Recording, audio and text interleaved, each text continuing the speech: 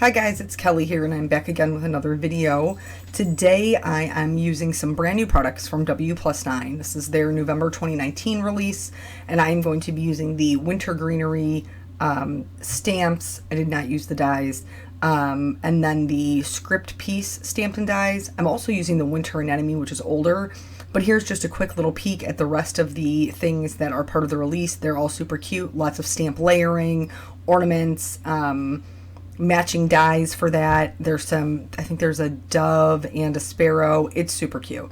So when I got the stamps and I was looking at them, I was really drawn to the Winter Greenery one. I don't know what it is about leaves for me, but they're just super gender neutral and they have just endless possibilities because they're just a very versatile image. So I wanted to do a masculine and a feminine version of kind of like the same card using two different techniques. So there's some things that are the same and there's some things that are different. So for the backgrounds, they are both Distress ink, not oxide ink, because they are much bolder color and I wanted them to be really rich and dark.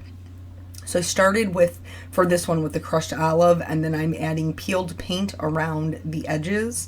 From the peeled paint, I'm going to add forest moss, like same thing around the edges. You'll notice this is super mottled. It's not really smooth, but I do my Distress ink blending twice. Well, any ink blending really, not just with Distress inks, but just because it really saturates the paper and gives me the best blend. So I'm going to be doing it 2 times. My fourth color is actually going to be black soot. And you might be thinking, Kelly, why do you need black? The forest moss is already a super dark color, and you would be correct. But adding the black, even just a little teeny tiny bit just around the edges, I didn't add a ton, really kind of adds to the drama of the background. So once I have the black soot down, I'm going to go in reverse order: forest moss, peeled paint, crushed olive. So I have this bright and it's like a dark halo around the center of it. I don't know what I'm doing there, so my apologies for the lull. But anyway, so this is just a really good base layer that you can do lots of techniques on top of, especially if you're going to have a center focal point. Because of the dark halo, it draws the eye to the center of the card.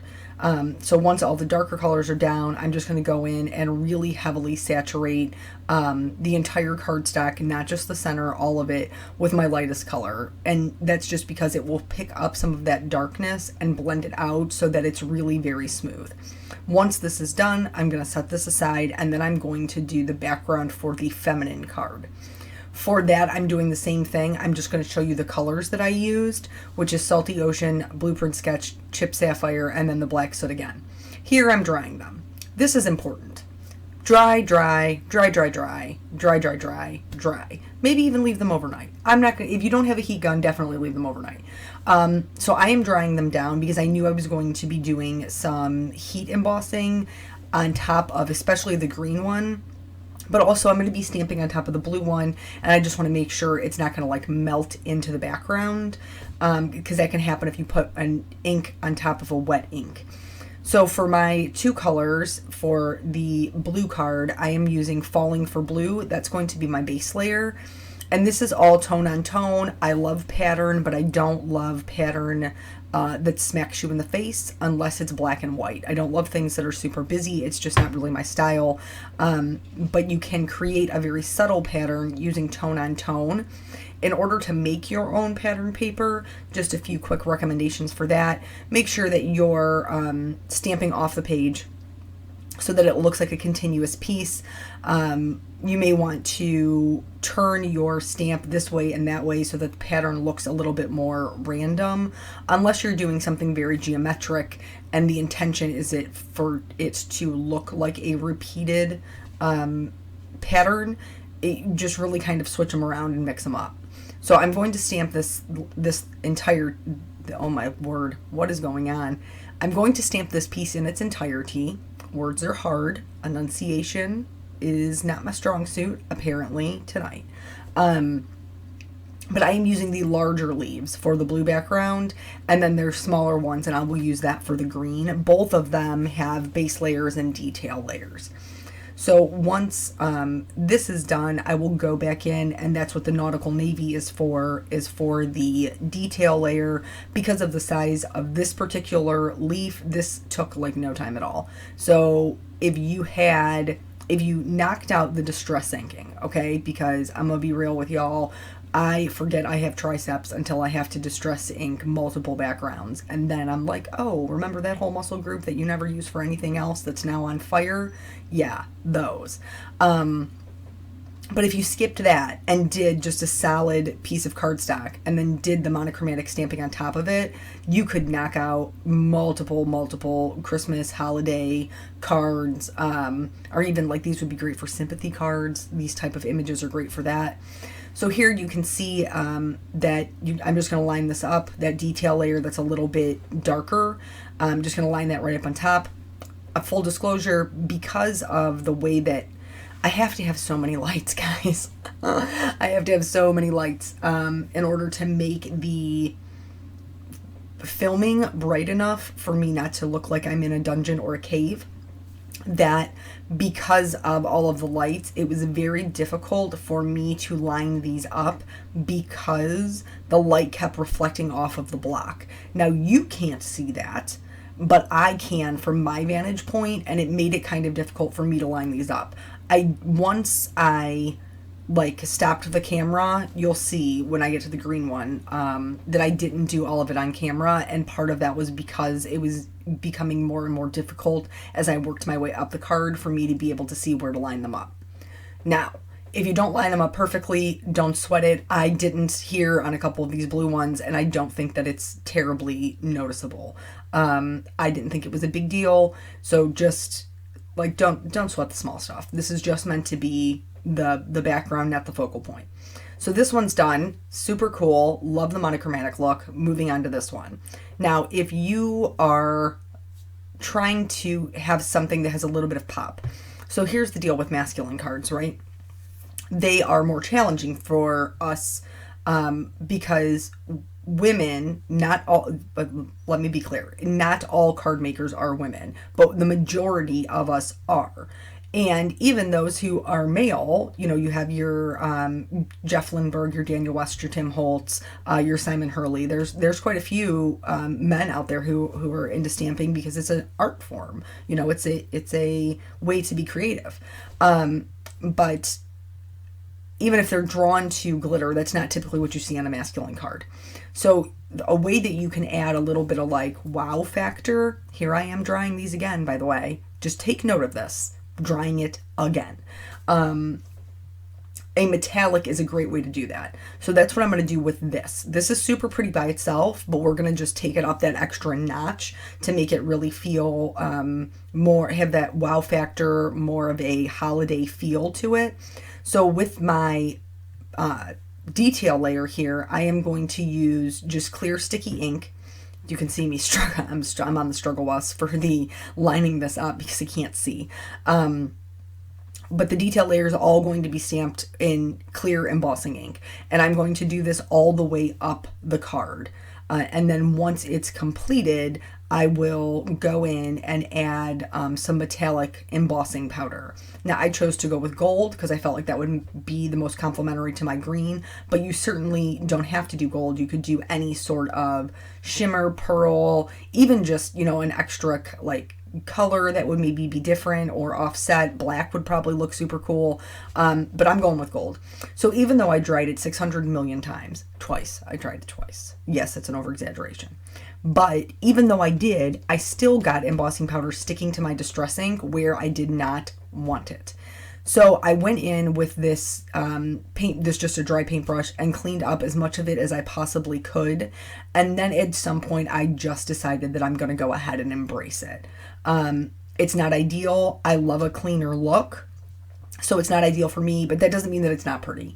It's a little bit more, I guess, a little bit messier than I had originally intended. Watch the magic here. Watch this magic happen. I love watching embossing powder melt, especially if it's metallic. It looks wicked cool. But so at some point I just decided I'm going to embrace it, because at this juncture I'm not really going to start over. That's just the reality of it. So once this part is heat embossed and all smooth and shiny and amazing looking, I'm going to do something. I'm going to add the next thing to kind of embrace that style. And what I'm going to do is I'm going to take that ink pad and I'm going to ink up the edges of it. That seemed to be, probably because that's where I had the most ink, that seemed to be where the majority of the embossing powder I did not want was sticking. So I'm just going to go ahead and ink up these edges with that clear ink, and I'm going to dip it right into this gigantic pile of gold embossing powder that I have, so that the edges are all now gold. It makes it look a little bit more purposeful that I do have embossing powder that's not on the leaves and is on the background. And then same thing, I'm just going to go ahead and heat set this. Ultimately, I'm still happy with the way that the card turned out, but if you are looking for a super, super clean image, please dry it, and then before you put any clear embossing ink on it, just run some embossing powder over it. Just dunk it in there or dump it over it and see if anything sticks. Because at that point, you can just wipe it off and then go back to drying it. But yeah, I didn't do that. I knew I should have. Like, I know better. Like when I tell my son, like, he's doing something, I'm like, you know better than that. I knew better. I thought because I had dried it twice, I would be safe. I was wrong. That was an error on my part. It is what it is. So for the feminine version, I wanted to create a little bit more of a different type of focal point. So here I'm stamping down these winter anemones. Well, they're the modern anemones. My apologies for getting that wrong. Modern anemones, and then anemones come in a bunch of different colors. And originally I was going to color them red. That was my original game plan. But then I went with the blue, and I was like, red and blue, is that really holiday-ish? I think it probably could still work, but I decided to color them white. And white anemones have a very dark purplish black center. I probably should have went darker, honestly, in hindsight, but that's okay. They certainly didn't come out terrible, just maybe not as much contrast as I would have preferred. Now you're going to think when I start coloring these that I'm coloring gray flowers, which is cool. That's fine. It's going to be gray because there's nothing else to compare it to. Once we put it on that blue background, it won't look gray anymore. Trust exercise. I promise you, trust me on that. So shading. Where 2 points meet, there will be shading. Where one object lays on top of another, shading. So here, where the petals are coming out from behind each other, there will be shading. Where they're curling over top of each other, there will be shading. I put down the purple because I wanted it to have a little bit of that purple feel to it. Honestly, putting it down in the beginning was totally pointless because the gray was much... I thought the purple was going to be darker.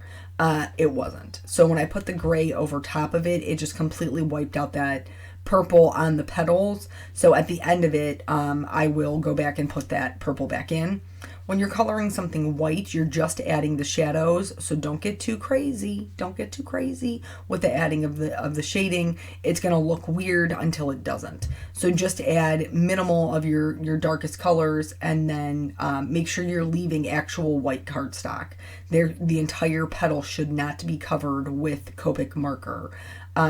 Blending out with my C1, still leaving plenty of white area. That's what's going to, give me the dimension that white will be my highlight, where the darkest gray will be my low light.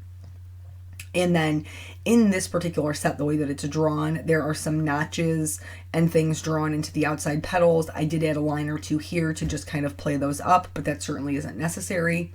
Here I realized I definitely need to go darker into the center, so I pulled out a BV08 and then just blended that out with the V's I used previously. Those are probably a little bit too muted, but that's probably just me, honestly. Everybody seems to love muted colors, like this farmhouse chic thing that's going on is very, very popular, and it's all muted colors, which I can acknowledge is very pretty, but I love bright colors, so it is struggle bus for Kelly.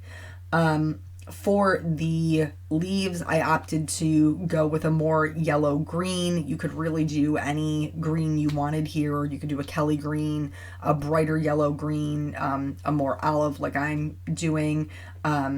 Because I don't know, I view blue as a neutral, quite honestly. Like, I feel like everything matches blue. There's no color that blue looks bad with, because blue is amazing. And also, he's my boyfriend. We've been together for a very long time. So for the coloring of the leaves, the way anemone leaves are is they're kind of notched. They're a little ragged. And so I am adding a few little lines to kind of play that up. It's easier to see in the large leaf in the top left than it is with the one that's connected to the flower, but you'll see those notches and how I add a little bit of shading to those.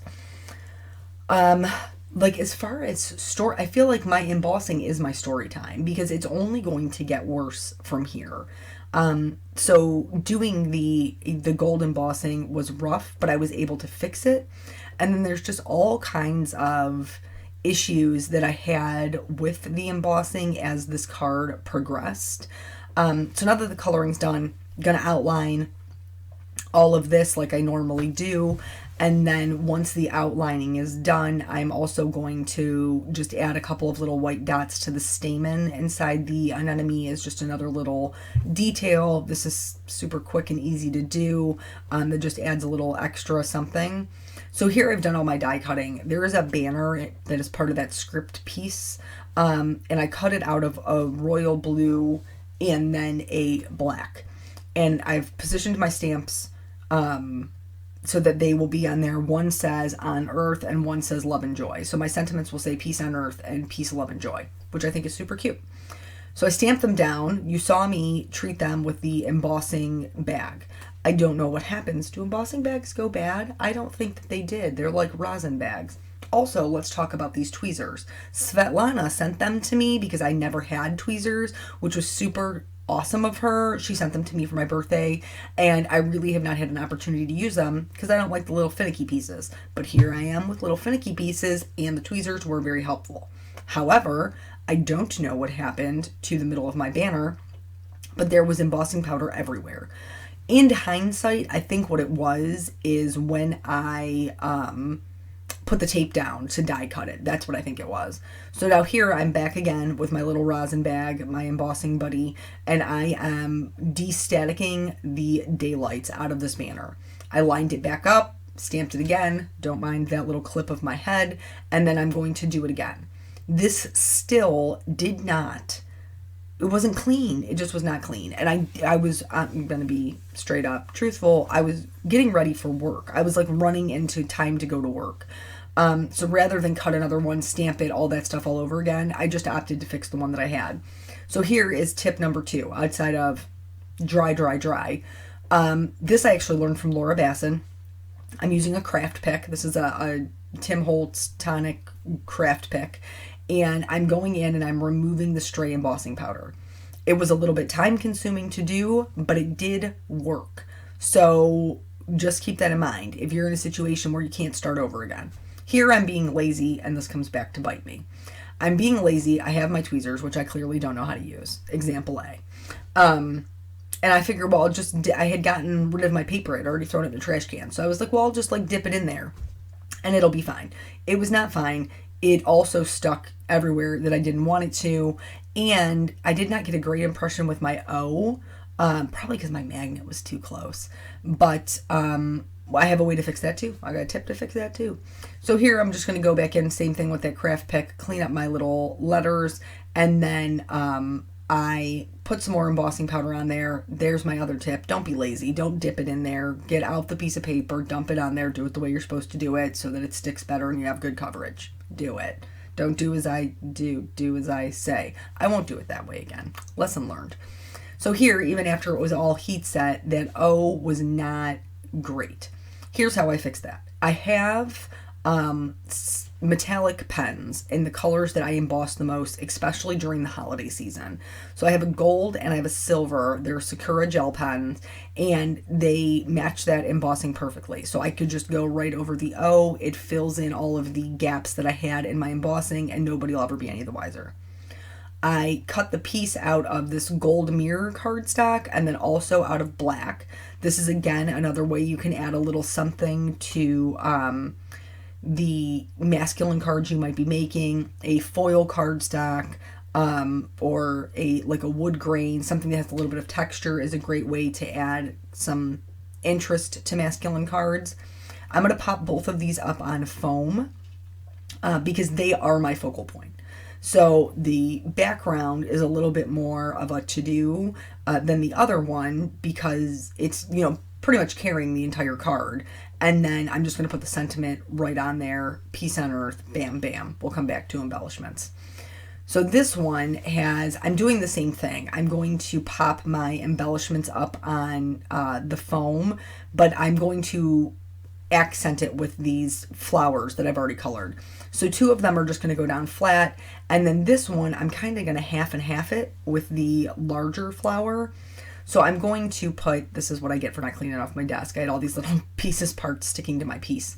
So I'm going to half and half this large flower. I'm going to put foam tape at the top of it, and then I'm going to glue it down flat on the bottom of it.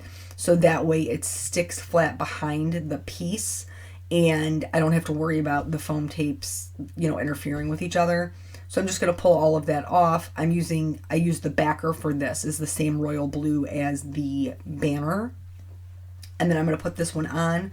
The embellishments for this one, because it is a little bit more feminine, I went with rhinestones. But for the masculine one, a great option is Nuvo drops, if you warm them up properly, which I did not, because as I told you previously, I was rushing. So I didn't. They were cold. They got weird triangle peaks on them. I didn't love it.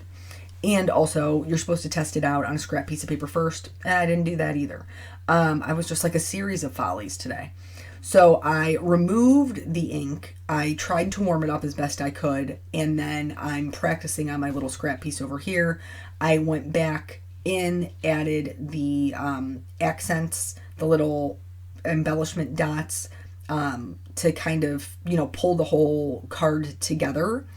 And ultimately, at the end of the day, I didn't love it. Here's why. They just weren't round, and I had one that kind of got everywhere. So I'm going to go back in with these enamel dots. Enamel dots in neutral colors are a great thing to just have on standby in case you ever need them. These particular ones are from Honeybee Stamps.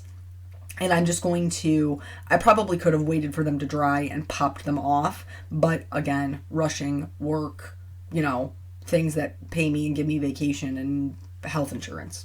You know what I'm saying. So they were still wet. I smushed them down right on top of it. No regrets. I'm good with it. And that's both of the cards.